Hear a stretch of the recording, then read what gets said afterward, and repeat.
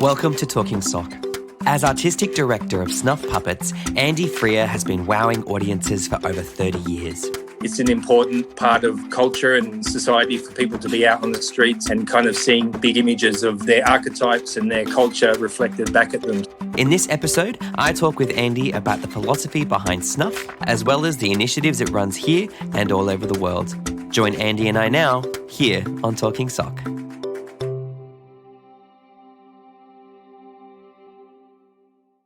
Welcome to Talking Sock, your one-stop shop for all things puppetry, arts and practitioners. My name's Pete Davidson, and today I'm joined by Andy Freer, Artistic Director of Snuff Puppets, which is, Andy, an institution of puppetry in Melbourne. So Andy joins us today just over the road, a stone's throw away, but he joins us by correspondence due to the lockdown measures in Melbourne. So Andy, thank you so much for being here, and thanks for so much being on Talking Sock. Thanks, Pete. Hi, how you going? Good to be here. It's good to have you. Hey, Andy, first question, why puppets?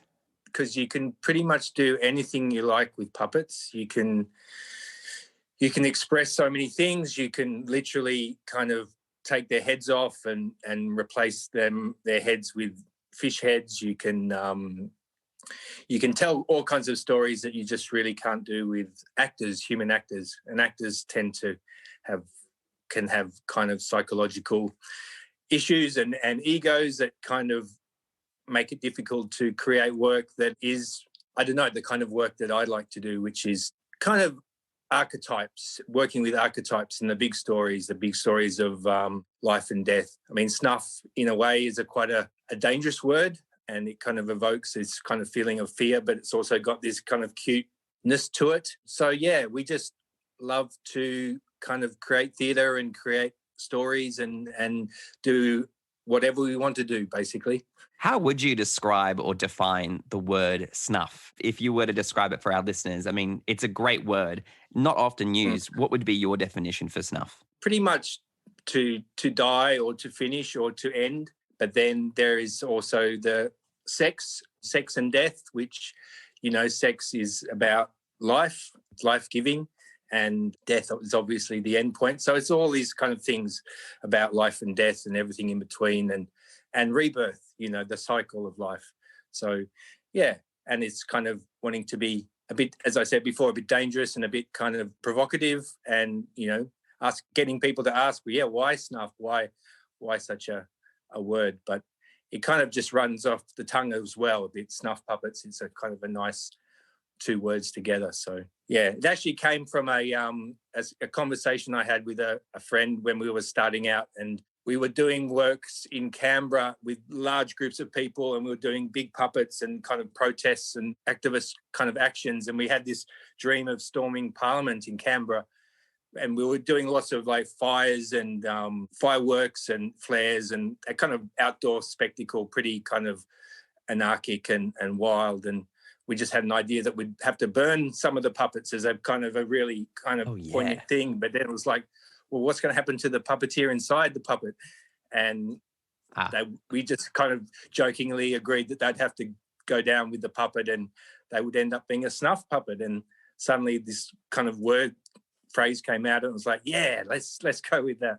That is such a wild origin point for the snuff. I love that.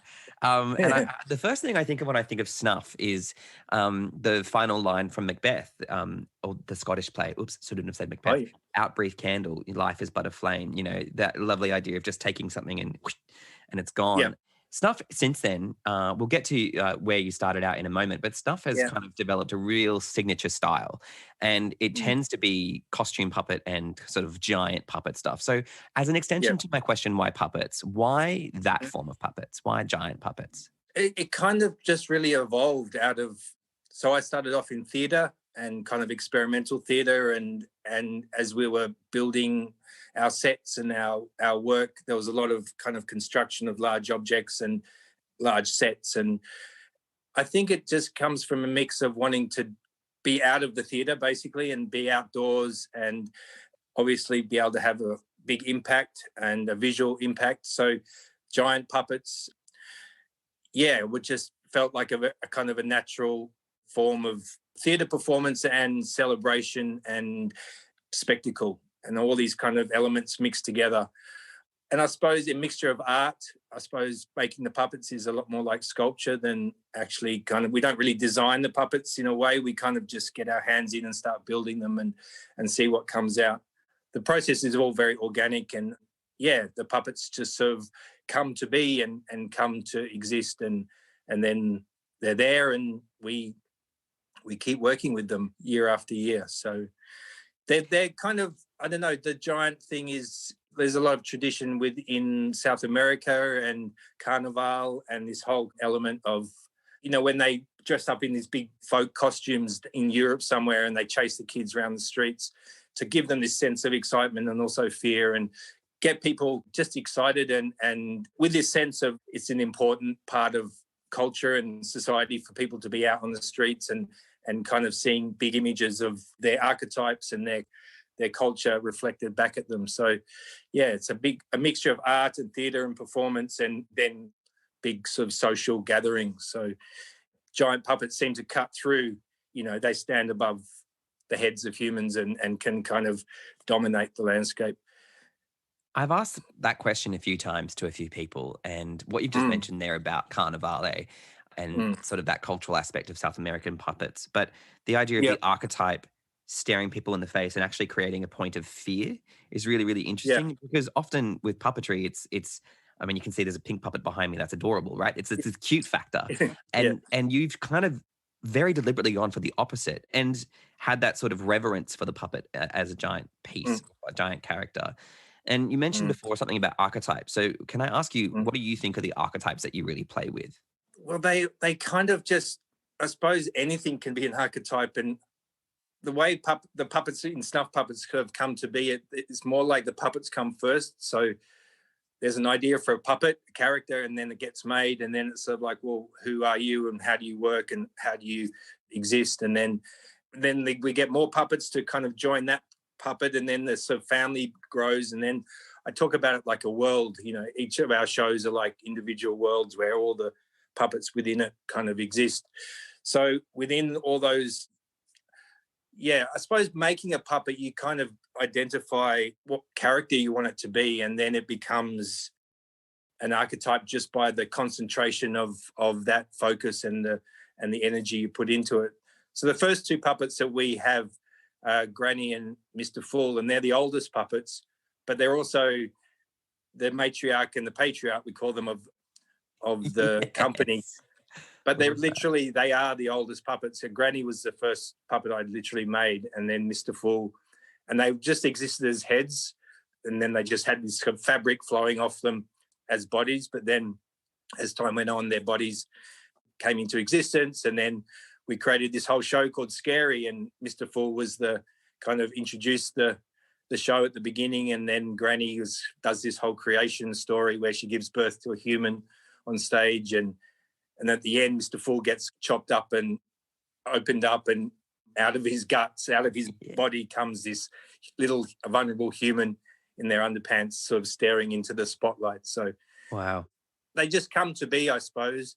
I mean, one of our more recent puppets, the Butcher, he's quite famous around town. He's got a bunch of cows. So, and he's like the Butcher. He's covered in blood. He's got his striped apron and his knife, but he's actually a reformist, and he was once, killing cows, but he's now a vegetarian, and his job is to get around telling people the evils of industrial animal farming. And so, he's a provocateur. I mean, it's all about provoking, I suppose, what we can do. And going back to what I was saying before about you can do anything with puppets, you can kind of kill them and kind of open them up, and then it's sort of like you have this whole metaphor for what's inside, and is it the soul or is it just the intestines? And you can just sort of keep going off on all these tangents with this kind of body of a literal body. And then, I really love the poetry behind that, the reverence that you're mentioning and the visceral versus the spiritual.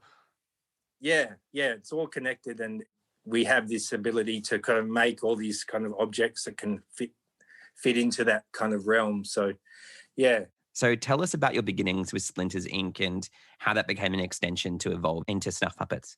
So Splinters was a company of ragtag artists, poets, musicians, a whole group of people in Canberra that were trying to make work that was really outside the theatre, outside the stage, in very kind of unusual spaces, burnt out houses in quarries. And basically I left high school, and within a year I kind of joined up with these guys and just started making kind of crazy theatre performances that were very like promenade. The audience would be kind of taken around these environments and there'd be all this kind of work. I feel like I talk about Splinters being like the most anarchic, kind of working anarchic experience that I've ever been involved in, because it was really, there wasn't really any directors. It was just all the artists coming together and we just throw things around and make work. And so that kind of just grew and grew. And within that, I was performing and then making work, but also starting to make puppets. And that's where I kind of made the head of Granny and Mr. Fool and some skeletons and some characters like that. And basically Splinters grew and grew until it became this kind of huge unwieldy beast full of these kind of young artists and very enthusiastic and crazy kind of people. And it was, by the time we were in Adelaide at the Fringe Festival performing in the old Adelaide jail that had just been decommissioned 5 years previously, and we all basically moved in and some of us took up cells and some of us had rooms in town, and we basically just converted the whole prison jail into like all these different wings into different theatre scenes and sets, and the whole walking yard was this huge kind of water and fire spectacle. And it was a huge cathartic kind of experience, and kind of for the prison to be turned into this kind of wild, theatrical, beautiful thing was just this beautiful way to see something going from such a hard, tough, miserable space to this kind of place of creation and beauty. And so, yeah, from there we basically, and that show was kind of massive, and there was so many people, and it was just like myself and my partner, we kind of had just had enough a little bit, and we basically just left that show. It was great to do, but we just kind of left it in my truck and we just drove back. I think we were based in Sydney then, and we were driving back, and we just drove through Melbourne and just said, hey, let's just stop here for a while. And we did. And yeah, we got a big warehouse in Footscray down by the Maribyrnong River and built our own house in there. And then we had the rest of this huge, huge space to make puppets. And I suppose the idea of, I've always been attracted to large spaces, large halls, large industrial sheds, and basically, to fit the puppets that I want to make. So it's sort of like the space can determine what you end up making. So from there, we were like 8 years just living and playing in this great space that we'd made our own, and just kept building more and more puppets. So we literally arrived with just, a truck and Granny and Mr. Fool on the back and a few bits of metal. And so, yeah, felt like pioneering days back then. That was like from 90. So we kind of say that Snuff Puppets was incorporated in 92, but it kind of existed before that. But that was a kind of a date that we could say where like an official ink. Then we kind of went on to make a number of shows and then more and more puppets, and it just keeps going on and on. I want to know, what kind of puppetry did you grow up with, and how did you know that you wanted to make puppets? You said it happened after high school, but surely there must have been some influences before that.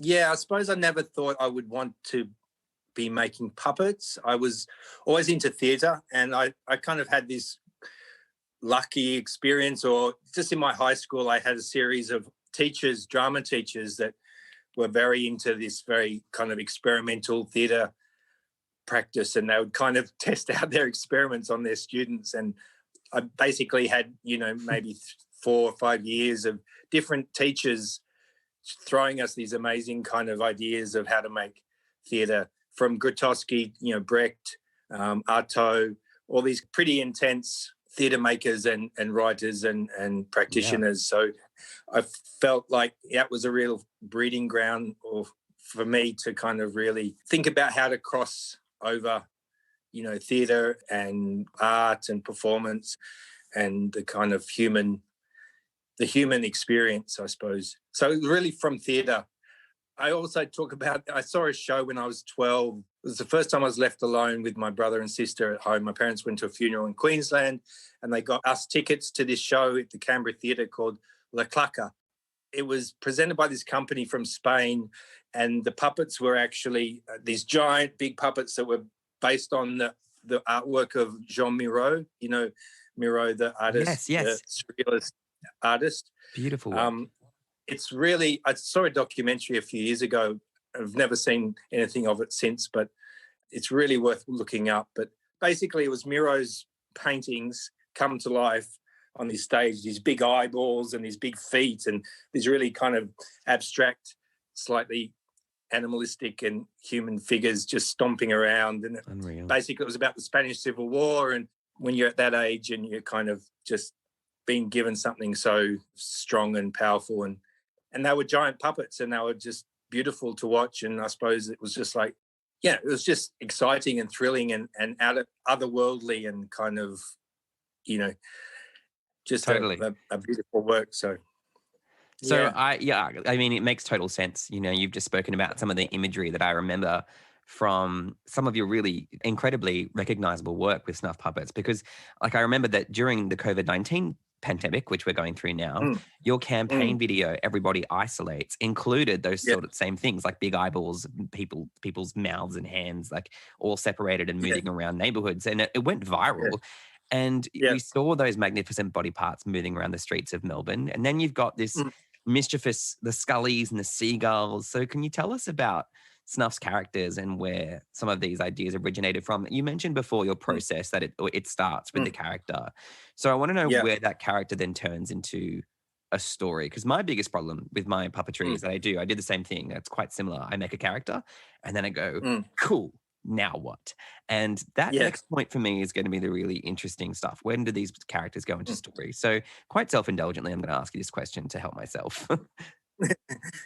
It's like the drive to keep kind of uncovering what you want to do or what the puppet can do and why it exists in the first place. And you know, they can be really tough questions, but I suppose it's like, what does this puppet mean and what does it represent and how would it live in the world? I suppose because I've always taken the puppets out on the street, I'm always very aware that I'm just putting this puppet out there. And I kind of, you know, I'm hoping that people will like to see it, but it's also part of the experience and the experiment is to kind of see how people react and what people kind of get from that. And often, you know, people are terrified of the puppets, but then there are people who are like completely kind of bewitched by them or drawn into them and don't really know what they're looking at. But then it's sort of like, it kind of triggers off things in audiences' minds. And I suppose because we also put them on the street without, you know, it's not like a paid audience. So it's sort of like people are just confronted by this image.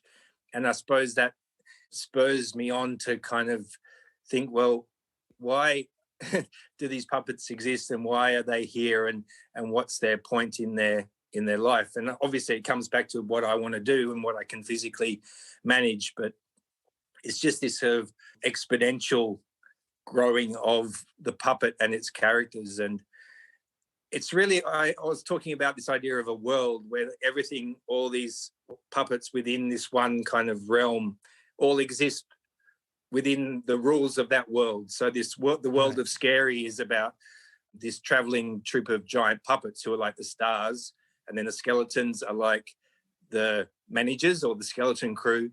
And then there are humans that are kept in boxes out the back and are brought out to kind of show the audience, you know, the human condition or the reason for the human condition. And in the end, I realized that after many years, I realized that Scary is actually about religion. And it's about how humans create gods to then control their lives. They create this kind of imaginary figure that somehow then controls their life and says you can't do this and you can't do that. It's a bit like this kind of ironic kind of situation. So at the end of Scary, the skeletons chop up Mr. Fall and rip open his belly and pull open his intestines, and there's this little human sweating, you know, as like the Wizard of Oz, you know, this little man behind this giant beast. to kind of express this idea to the world. So all the characters in Scary kind of exist. They're all symbiotic, existing together. And then I'll go back to the Butcher. So when we made the Butcher, we did this big show in Cardinia Park in Geelong with back-to-back theatre. And it was this kind of huge show on the 50-metre line of the Cardinia Park football ground. It was called Boomtown, and it was basically about the Boom family, this kind of white working class family from Geelong who were living in this town called Boomtown. And yeah, I think because it was like rural or something, I decided, let's make some cows and maybe we should make sheep and, get this kind of Australian farming idea out. And I suppose because of my own personal ideas about, Australian farming, and I've got kind of strong issues about it in a way that I feel like Australia's apparently all Australian animals, native animals, are all soft-pawed animals, but all the introduced animals like cows, sheep, pigs and chickens, they've all got these hard feet that's basically not right for the Australian landscape. And that's why a third of Australian is basically worthless land. It's all being compounded down and eroded by, and it's just farming practices. It's all introduced from Europe. And, I grew up with quite a good awareness of how unique Australia is as a kind of a natural landscape and a natural land. And why can't we just use the resources of the plants and the animals instead of needing to rely on this kind of European or English kind of idea of farming? So yeah, I've always wanted to make, cows and then somehow reflect that idea, have its bloody butcher getting around, chopping away with his knife. And with what I believe, either kind of philosophically or ethically or politically, it's sort of like I can make a puppet to represent that or flip it on its head and get those messages out, I suppose. But it's not politically driven, or it's just this, I have a medium that I can make a puppet that can then kind of go out and do its thing. Yeah, you have such a sort of visual artist conceptual basis behind everything you do by the sounds of what you're saying. And it does really speak to that origin point with Jörn Myro's work. And I love that. So I want to know more about this COVID-19 pandemic, everybody isolates video, because it was so popular. And, how did you do it? And what was it in response to for you? It was really in response to the pandemic, but also the idea that we couldn't actually be at our work and be in our workshop and kind of do what we were doing, and literally having to go home. So we kind of just thought, well, let's take some puppets home. And then we thought, well, let's film it. And then we thought, well, let's make a little story out of it. So we kind of just put those things together and basically had the puppets, leaving the workshop and getting in the car and going home. And then we just did it very quickly, like in a day or two. And it was a lot of fun and it was very spontaneous. And it was just like, let's just do it and let's just put it out there. I mean, we've had a few viral kind of clips going off. So we kind of knew that we had an audience for it and we could tap into that. I think it just hit a nerve at the time when this was all crashing down on us, this pandemic. And it was sort of like, oh, this is our future now. There's no vaccine for 18 months, and all these harsh realities were staring us down the barrel. But I think often I feel like we have this access to our puppets in a way that we can respond very quickly to very current news and very current situations. So yeah, it's kind of exciting to be able to just make something and then that's our expression of what's going on. And I'm sure it's shared by a lot of people, but told through the eye of the eye and told through these body parts, which are actually body parts from a huge puppet called Everybody. That's the biggest puppet in the world, we're pretty sure. It's 26.5 meters long, and it has all the body parts all put together into one big body. And then all the body parts come off and tell the story of everybody. It's like every human in the world. Yeah, the byline is everybody's born, everybody cries, everybody shits, everybody dies. So it's a kind of a work in 4 acts, and just tells the story of life, of human life through its body parts. So have you toured with that puppet? Yeah, we've taken it to Brazil. That's was very exciting, to Sao Paulo for this 24-hour festival. Yeah, and it's performed twice in Melbourne. So we'd love to get it out, but it's massive and it's got a few controversial scenes. There's genitals, heaven forbid. So, I mean, I'd love it, but it's massive. It's a massive work, and but hopefully we'll get it out again. Before COVID-19, obviously, your company has now traveled with a number of shows to over like 30 countries or something. So I want to ask you, like, what's the recipe for a tour-ready show? Like, what do you have to have ready? What do you have to have prepared? You know, how do you get to that point of making it ready for a tour?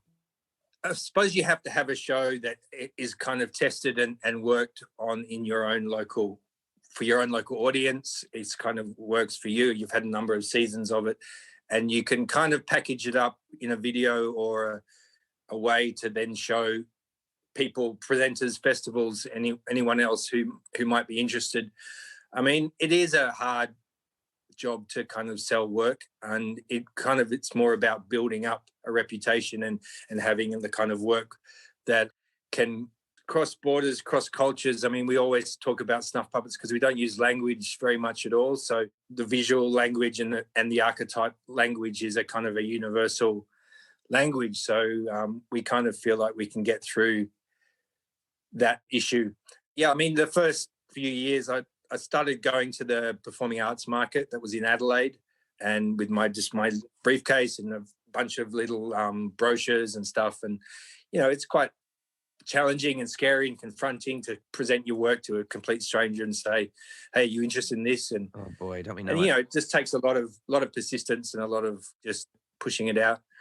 But I think, you know, knowing where your kind of work would fit as well is really important, and knowing, I suppose, just how your work can kind of exist outside the comfort zone that is built in within your own kind of workshop and space, and then you kind of take it out. We've always been into kind of being out there, and it feels like a kind of a natural thing to just keep traveling and taking the puppets around. I suppose because most of our work is outdoors, it kind of lends itself to outdoor festivals and things like that. I mean, it's a lot of factors, and I suppose, yeah, it's a challenge, but it's worth it. I think it's just dogged persistence as well, just knowing that it's worth it, and you just sort of keep going for it. Yeah, it gives me a lot of encouragement and a lot of drive to now want to, you know, take a puppet outside and see what happens in the streets, particularly now when people are looking for joy in the streets, and their routine of their walk around the park 15 million times over the past 6 months is probably getting a bit boring. So maybe a puppet could bring some joy into that space. And I guess it's still, you know, it is able to be done in a social distanced way. I want to know about the pandemic and how it's been devastating for the arts, as we know. How is Snuff surviving, and what strategies have worked to keep the ship sailing for you guys? It's really interesting. I suppose, you know, for us, it's actually because we work so much on the smell of an oily rag. We're always chasing dollars and grants, and we're always trying to get money to do the work we do. And because, you know, it's giant puppets, it's a lot of people needed to kind of create the work and to perform the work. We do actually need to, you know, have a certain amount of money coming in, and so we don't really have a lot of money, you know, in our stores, but we can actually, because of the pandemic, we were actually able to get on JobKeeper. It was the first time we felt, you know, I'm actually fine because I'm employed full time, but a number of other artists, you know, were able to be put on in a more secure way. So it's always this opposite, you know, there's always this one rule, and then sometimes it seems like for snuff puppets, the opposite is the perfect situation for us. It's just a little bit this Zen thing, I think. I believe in this idea of opposites, that each thing is equally valuable. It's just which way you decide to go. So we're kind of better off since the pandemic than we were before. I mean, that's not to be glib or anything. It's just that it's just worked out for us. And we had our first fundraising campaign was going to be launched in May as a big event at the Footscray Drill Hall, our workshop. And obviously we couldn't do it. We're going to run it as a one-night event. It was going to be this puppet adoption auction party thing where we bring out the puppets one by one and they'd be bidded off for the highest bidder and all these kind of things that we had to basically just scrap, and the whole campaign went online. So we turned the whole thing around and created a page and created some videos for the campaign, and it's been launched it's been going for a month or so now, and it's really a nice thing. It's the first time for us in our whole history that we've ever done a fundraising campaign and looking for kind of patrons and donors, and so it's interesting for us to let this sort of unfold and see how it works. But we're a very, very small team. There's like myself and two others in the office, and then there's we have someone doing graphics, and there's some new artistic associate, and it's pretty much just us, and we kind of just manage to do everything, and then we bring in performers and artists for gigs and other things. I suppose the big thing for the arts is that, and for our kind of performing arts activities, is that theatre is the most human of art forms, and I suppose we kind of rely on this idea of people coming together as a community into a space and being very together in a room, watching and enjoying and participating. And I suppose for us, that's even greater because we just love the idea of being in a large crowd of people and, pushing our puppets through and creating chaos and creating this kind of excitement. And with this idea that might not be able to happen for a while or even forever now, I don't know, with this new sense of fear and this new sense of, I don't know, social distancing is such a strong concept. And for us as theatre makers and performing art makers, it's sort of like it's the opposite of what we want and expect from our audiences and our community. And, yeah, it's kind of very tragic. So, Andy, where can people go to contribute to your fundraiser? They can go to snuffpuppets.com/lovers.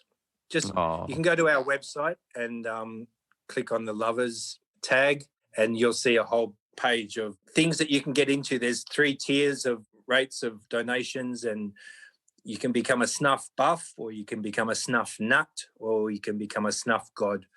And it's running for another couple of months. Was actually supported by Creative Partnerships Australia, a government organisation. So it's through Plus One. So every dollar that's donated gets doubled up to 30,000. So for us, it's more about just bringing people into the company and like feeling like people can, we're opening our doors and we're inviting people in, and we have all these things that we want to kind of show people and discuss and talk with people about and just get closer to the company, basically. For sure. That's what we're hoping for. I hope so too. Well, you are listening to Talking Sock with One Orange Sock and Andy Freer of Snuff Puppets. We'll be right back after the break. Make sure you hit subscribe and follow One Orange Sock Productions on Instagram. More with Andy in just a minute.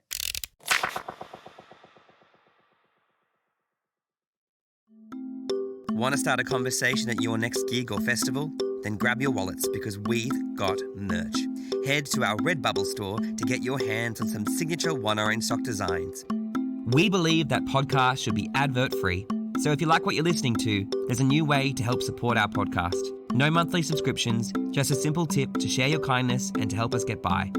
Follow the link in the podcast notes or at oneorangesock.com to buy us a coffee. Thanks for your support, and thanks for listening to Talking Sock. Welcome back. You are listening to Talking Sock with Pete Davidson and Andy Freer. It's time for our segment now called the Geek Out, in which my guest and I mention something that's been getting us through social isolation.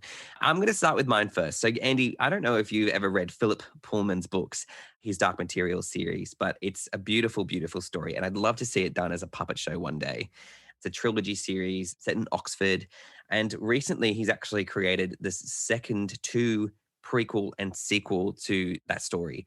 And I have to say, in the last 2 months of this insane second COVID isolation lockdown, I've had so much screen time that just getting myself around a big chunky book that I don't have to have a blue light staring me in the face with has been magical. But yeah, I would highly recommend my Geek Out for this week is Philip Pullman's new series, The Book of Dust. It is awesome.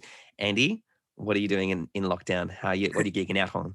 Well, I really respect your idea of getting away from the screen and that thing in front of your face. So I'm in the garden, really. I have a huge back garden. It's like 3 gardens in one. I'm very lucky.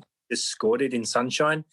And it's a blank canvas. So basically I'm just creating garden beds, building structures, got all these things that I'd never have time to do otherwise, to just sort of get into it. And now it's getting a bit warmer. I can really just sort of get out there. And there's a proven thing about putting your hands in soil. There's apparently chemicals in soil that have the similar effect as Prozac. So whoa. Really, and literally, someone said you never see an unhappy gardener. And it's really, I'm sure it's something about just getting your hands in the soil, getting that buzz and feeling connected to the earth. All right. So we've been talking mostly about your touring shows and activations. I'd like to talk more about the philanthropic side of Snuff. So tell us a little bit about the People's Puppet Project. Yes, the People's Puppet Project, the PPPs. They're like beautiful work that we've been doing for like 20 years. Basically, we come into a community with some materials for building giant puppets, and we work with a group of people from anywhere. Like, we've done it all over the world, so we've done it in most strange and interesting places. And basically over 2 weeks or 3 weeks, we work and live with these people and build puppets that have been designed by them. Basically, we facilitate the process where the participants conceive, design, build, and then perform a giant puppet show. It's all from scratch, but we kind of do it all together, and it's this really beautiful experience. It's like making a show, but in a very condensed 2-week period. It requires a lot of commitment from the people, but then once you get people coming every day and building these giant puppets, and they kind of don't know what they're doing, but they're just building and creating, and we've got a band in the corner making music, and we've got people over there writing scripts and or making costumes, and then it kind of all culminates in this big either parade that leads to a performance or just some kind of beautiful, great big performance that, is seen by the town or all the family and friends of the participants. And it's really a beautiful experience. And we learn from being the snuff puppet artist, you just couldn't get any better than learning about other cultures and being embedded into a cultural life, as opposed to maybe, coming to a city and you go into your hotel and you go to the theatre and then you go back to your hotel and you kind of are stuck in a bit of a realm that you kind of don't see a lot of the actual country. But the way we do this, it means you're really embedded into the community, and we kind of start the process off on the first day, like we play a few games and get people all kind of working together, and then we just ask the people, usually about 20-25 people, tell us about your life and tell us about your culture and tell us about your history and your folk stories, your modern folk stories, things that are really important to you. And lots of people just throw out ideas. Some cultures, people just don't talk at all.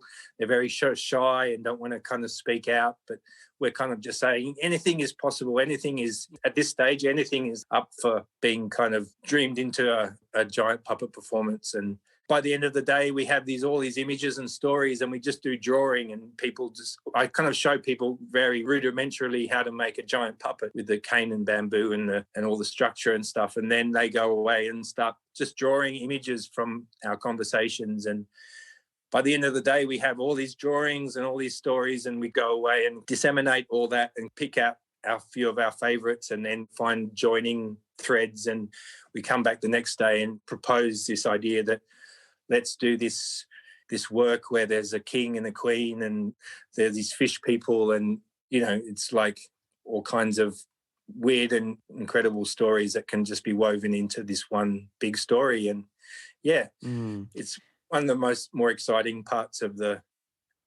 my work, where, it's not on me or our team to come up with the whole thing. It's all on these people, and you just get these amazing kind of stories coming out. So, yeah. Yeah, it's a beautiful process. And I think it's my favorite process, is just devising with people in the room. There's so much energy. Have you got a favorite time or a favorite place that you've been to, or a favorite show, or wherever you've gone to and done this?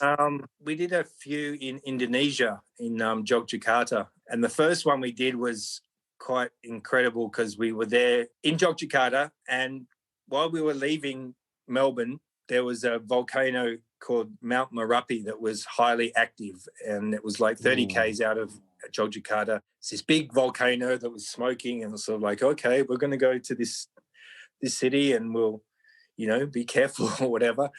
And then, anyway, we get off and we start the workshop, and because this Mount Merapi is so present in everybody, we ask questions like, what's going on? And basically get this whole mythology about King Merapi, and then down at the ocean is the Queen of the South Sea, and there's these tunnels underneath Yogyakarta where when the king and the queen are arguing, the spiritual leaders that still exist, there's still royalty in Yogyakarta, and these spiritual people move up and down in these tunnels trying to placate the king and the queen. And so this was this amazing kind of mythology story about this kind of very present situation. And then on, I think, the third morning of the workshop, I was in my bed and I'm basically thrown out of my bed. The walls were shaking, all the tiles were falling off. First thing in my head was, fuck, the Mount Merapi is erupting. I get out of my hotel, and it wasn't a volcano, it was actually an earthquake. Oh my God. Yeah, so I was out on the street and it was just like devastation, and it was massive. But basically it was the fault line. So, Indonesia's on this ring of fire. So there's always volcanoes, earthquakes. It's a very volatile set of islands and stuff. But basically it was the Queen of the South Sea which is the Australian continental plate, had shifted and sent an earthquake through Yogyakarta. And the line that you could see the devastation, and then, obviously in an earthquake there are houses that don't fall down, but the line basically went up to Mount Merapi. So it's sort of like, and that was the beautiful thing about Indonesia, is it's like it's like a living culture. So everyone, wine cooler, the shadow puppets, then there's the dancing and the music, and everyone's an artist. So everyone learns an art form when you're young. And everyone's still referencing the Ramayana, the old stories of the Hanuman, the Monkey King, and Rama and Sinta, and all this Hindu mythology, which is you still see in everyday life. So I think, Indonesia was because it had such a strong puppetry, visual art, theatre performance kind of world, it just felt great to be there and sharing our puppet style.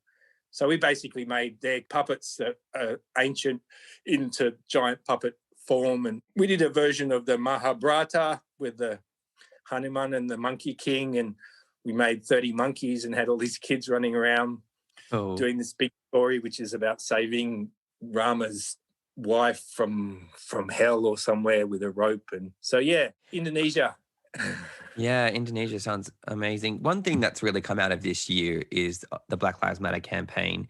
And it's really driven home to me how much more we need to tell First Nation stories and the stories of Aboriginal people, particularly in Australia. Yeah. And I want to know, can People's Puppet Project be done, or has it been done with Aboriginal communities in Australia? Well, we created a work back in early 2000s. It's called Nyet Nyet's Picnic. It was a kind of a commission we got from a guy called Johnny Harding, who was Aboriginal arts coordinator for the city of Melbourne, and he booked us to do a piece for the Moomba Parade. And it was based off, he wanted it to be about bunyips. So bunyips are these kind of Australian mythological characters. And through the guidance of Johnny Harding and a few other Aboriginal people in Melbourne, we had this situation where we had groups from there's 5 tribes in Victoria, and basically they came together, or participants came together, and we built puppets in our space based off bunyips. So we gathered bunyip stories from Victoria,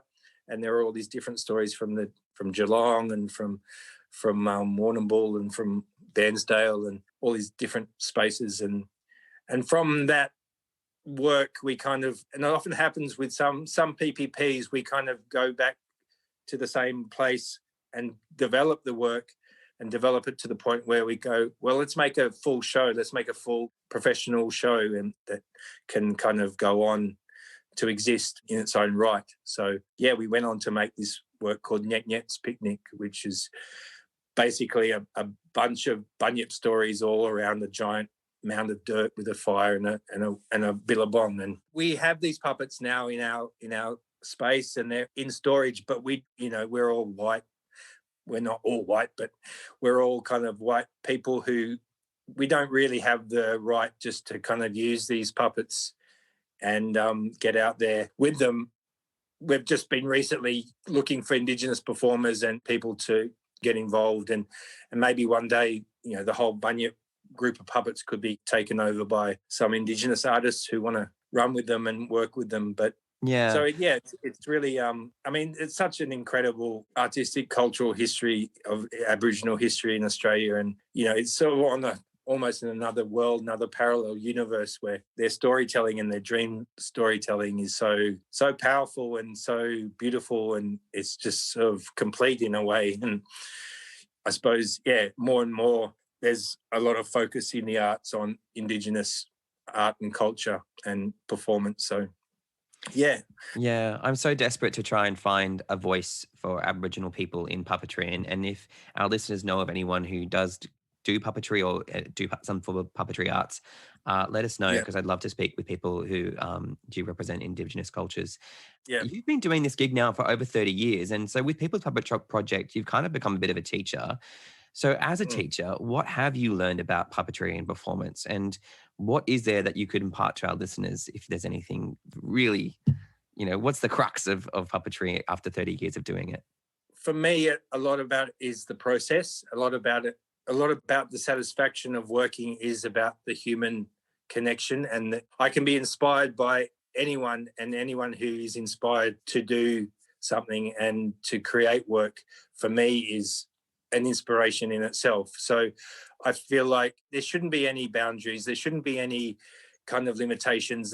Nothing is right or wrong. Sometimes I think people overthink things and kind of I do it a lot to myself, but self-censor ideas and go, oh, that's not right, or this is not right. And it's such a physical art form. And I suppose more so for us with our giant puppets that you kind of literally have to put on your back, and, they're like 20, 30 kilos, some of them, and they're just really, they take you over your body. But in a way, it's so liberating and it's cathartic and it's purging and it's all these kind of things. And also there's a thing about ego with puppets, and I think too that you kind of lose your ego and you lose this idea that, as opposed to being a human actor, where it's all about you and everyone's looking at you, and it's sort of like you have to convey this thing and you have to be great and you have to be all this kind of things that can be very confronting and kind of psychologically slightly twisted in a way. And, with puppets, you really hide behind the puppet and you embody the puppet,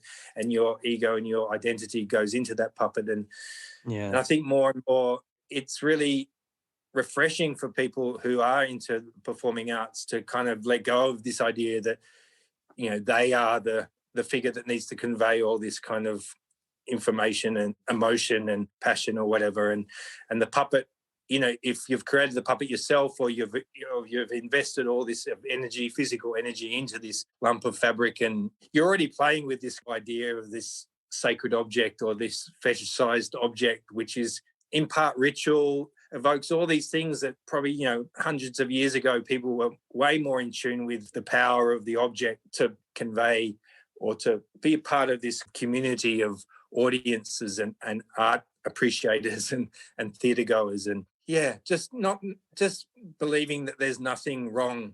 I like the idea that you could put a Hessian sack over your head and that can be a puppet. It kind of embodies a lot of things. For me, embodies something that it's about hiding, about being very poor, and just like a Hessian bag. And you could create so many things just out of a bag. And what a lot of puppeteers do, use found objects and just create things sculpturally out of stuff.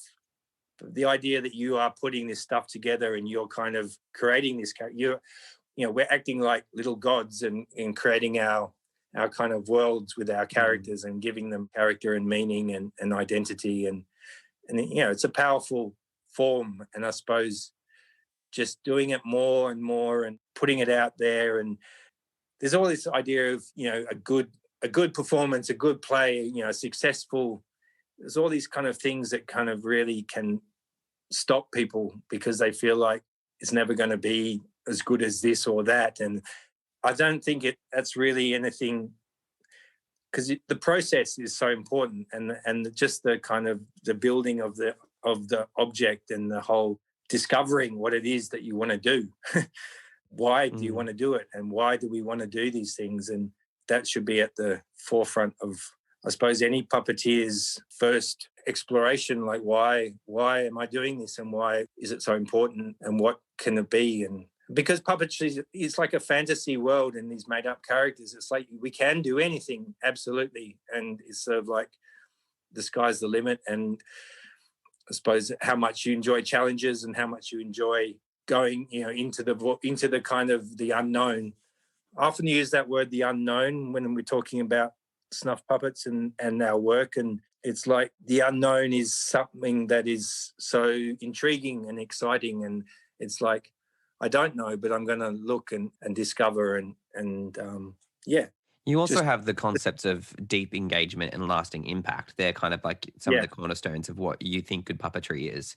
So I want to open the discussion now more broadly to the arts and puppetry in Australia and where you stand on the health of puppetry in Australia. I mean, do you think that there are shows out there right now that are, or pre-COVID, who are creating those lasting impacts or those moments of deep engagement? If not, what do we need as an industry to do to get to those shows? I think Australian art, performing arts, is very much on the international landscape, and our identity as an Australian kind of style of work is very strong. I think we're not bogged down with the history of European thousands of years of history of puppetry, and it's similar to like Indonesia, where they've got their set characters and that's really all you can do. And I think Australia, being young and still discovering new things and still uncovering our identity and what it means, I think there's always going to be this new bubbling up of forms and puppet forms. And I suppose I single out puppetry. I kind of look at theatre as a whole, and I feel like puppetry is theatre and it's using objects, but theatre is very much can be use humans and objects and puppets. And it's sort of like, I think if maybe we kind of just see puppetry as a form of theatre that can be explored to the nth degree. It's such a strong Australian kind of signature work style that is kind of always going to be there. But I do think with the advent of the internet and all this kind of TV screen work, I suppose it works for puppetry because we're often on the screen and we're often using puppetry in a kind of a screen format. I suppose for me, because I value the live experience so much, it's kind of a challenge to kind of think, well, is it going to ever come back to that, or do we just have to put our work more and more into film? I think it's as healthy as it's ever been, and I wouldn't imagine it. It's a little bit frustrating because I know how much the arts have been devalued by, the current Conservative government that we've had. And, we lost when George Brandis came in and did his big steal from the Australia Council and basically created his own private little arts funding thing. What was it called? Something of excellence. Anyway, we were on triennial funding from the Australia Council and we lost that. And it was sort of like, it was a shock, and the company was almost going to kind of have to pack up. But we kind of just stuck it out and we found our own niche, and we're always going to be on the defensive, I suppose. There's always going to be fighting for our rights to make our work.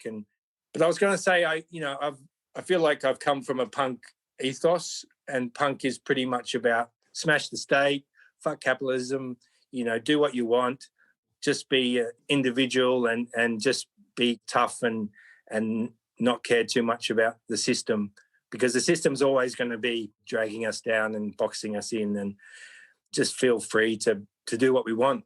Yeah, I love your punk origins, and I've been thinking about what it must have been like in the bicentenary of Australia was 1988 in terms of its invasion, but it became a point of a focus point 1988 onwards of postmodernism, I guess, and we had the AIDS crisis was happening, we had stories being told like Holding the Man, which I remember seeing at Belvoir Street actually and there was a giant puppet in holding the man. I wonder if it was one of yours, where the character, the figure of the character that was dying of AIDS was actually replaced with this puppet, this bag of bones, effectively. And it was awful, but it does speak to a particular style of puppetry that I remember from the 80s and 90s and that punk movement. Can you tell us more about, what that time of puppetry was like and what was puppetry doing, or even theatre doing at that time? Yeah, well, I suppose it was really about going there are no boundaries. And I suppose out of, the 60s and 70s, there was kind of this free, open idea of expression, and there were all these kind of happenings and people just sort of taking off their clothes, and everyone was kind of just expressing themselves and being very free and open. And probably at a certain point, it just got indulgent saturation. And it was just like, yeah, this is great, but it's sort of like, where's it going? And I just think, moving out of theatres, moving out of the standard kind of black box idea of performing spaces, and either hitting the streets or just going into unusual environments and putting on your work was really like, cutting through all that kind of that institution stuff that we will kind of believe that we had to put our work in this kind of certain environment. And just that kind of punk ethos of just doing what you want and believing in the art and the passion and the feeling and the humanness of it, and not being tied to a kind of a bunch of structures and systems. And I suppose, grunge and all this, I think, a lot of, with our puppets, we always talk about the handmade look of them. We don't want this kind of perfect, kind of smoothed over Disney looking object. We want the audiences to see, the seam marks and the glue and the paint, and in a way to bring people closer to the idea that, they look at the puppet and think, oh, I could make that. Or, there's some kind of like, it's not like a factory piece that's multiplied 1,000 times. It's a unique object that has been made, and it's right there in front of you as a real life thing. And it's kind of, taking people out of the, I suppose I can get bored quite quickly, and I feel frustrated that life and everyday living can be quite boring and mundane and really kind of pushing people down, and people who, aren't having a life of art and experiencing like that, life can seem numbingly boring somehow. And I just feel like, oh, we've got to shake it all up, and we've got to show people that, other things can happen, and you can do anything you want. So it's a real disruptor, I suppose, attitude. And I think the 90s was really kind of when the idea of this from the 60s and 70s, that freedom and free will and free expression was right there. But then I suppose the 80s became the decade of greed and capitalism. And then the 90s was probably just like everyone just going, oh, this can't be real, and we just have to, shout and scream and get out there and be naughty and be, troublemakers. And because it really, in the end, it's sort of like we need to make trouble more and speak out more, and for all the Mardi Gras festivals with all their giant puppets and all their giant imagery, and all this kind of voices that need to be heard. Obviously you can't just keep talking at politicians, or because politicians are so boring. I mean, I just wish we didn't have politicians. We had cultural leaders, and we could only run our world. Have cultural walls if needed. Right. But, Absolutely. yeah. Do you think we're having a second 90s now, or do we need one? I think I really couldn't say. I feel there's such an excessive, overwhelming kind of global kind of heaviness or gloom that, unless we all act together as one globe and one world, then, none of us will have any kind of quality of life or I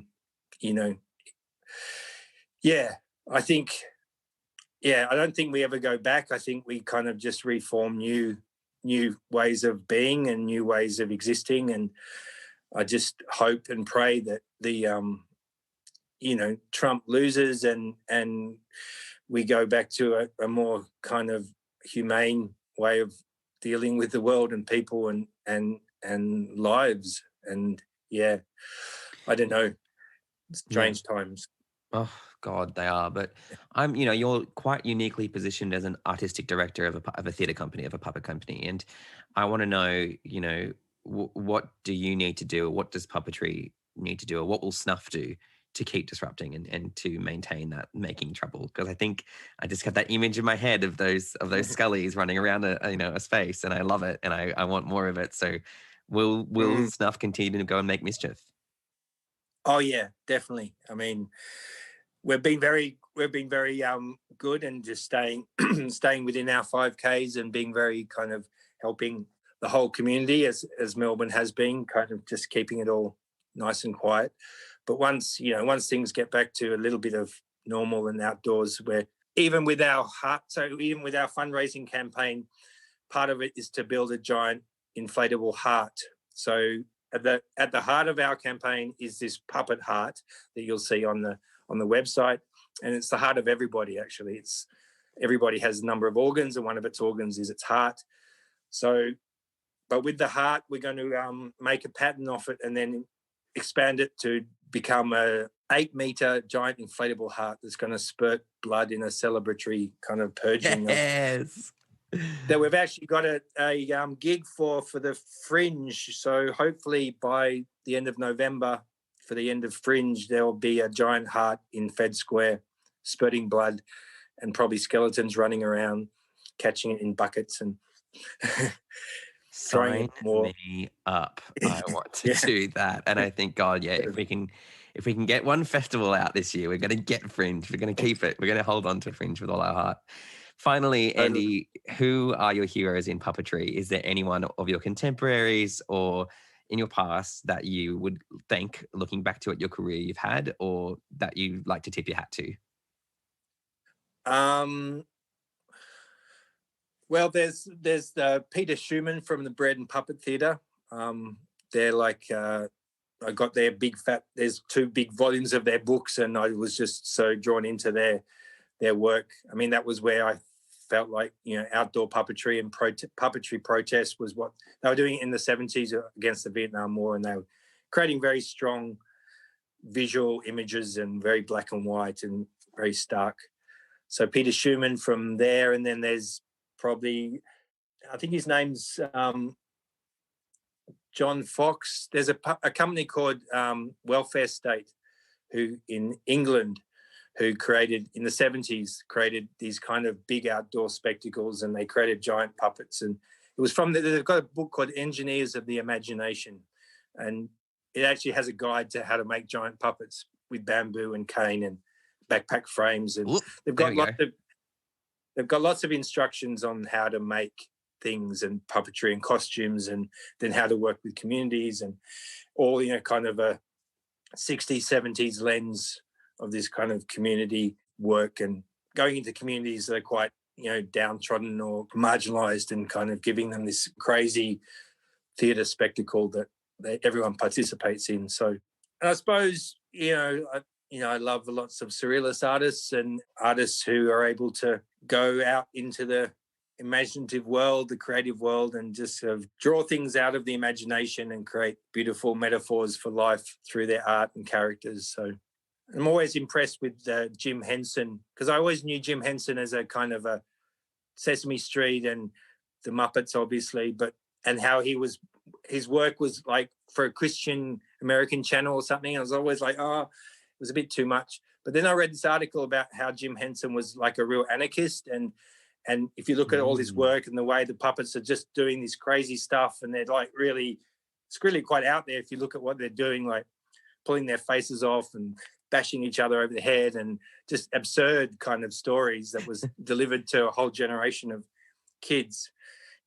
Got to tip your hat to the Hensons for kind of keeping that form so strong. But something about them, I suppose, too, is that they've always been through the TV lens. I suppose they're not a live puppet form, but they've taken advantage of. Kermit started off as doing an ad for baked beans, I think. So, yeah, get your puppets on TV and. But yeah. Well, that's awesome, Andy. We are out of time. So thank you so much for talking sock with us today. You can find Andy and the team at Snuff Puppets at snuffpuppets.com. Thanks for listening with us today, and make sure you hit subscribe for more great puppetry, arts and practitioner interviews. I've been Pete Davidson, that puppet guy, and we'll talk shop again soon. Thanks for listening. Now we want to hear from you. Each week we'll post a series of questions related to every interview. Join the conversation on Twitter at TalkingSockcast. You can help us bring puppet power to the podcasting world by hitting subscribe, liking our socials, and telling your friends. Like us on Instagram at One Orange Sock Productions, and check out our episode blog at oneorangesock.com. You can support our podcast by pledging to us on Patreon. Your support helps fund our audio mastering, interview transcriptions, and much, much more. Find the link in the podcast notes and earn yourself a shout out on our socials. Head to our website at oneorangesock.com or talk to us on Twitter to see how you can show your support. Our music is composed by Elizabeth Maniscalco and our cover art is by Chad Barnier. Without them, this podcast wouldn't be possible. Stay tuned. We'll be back soon with another great episode of Talking Sock.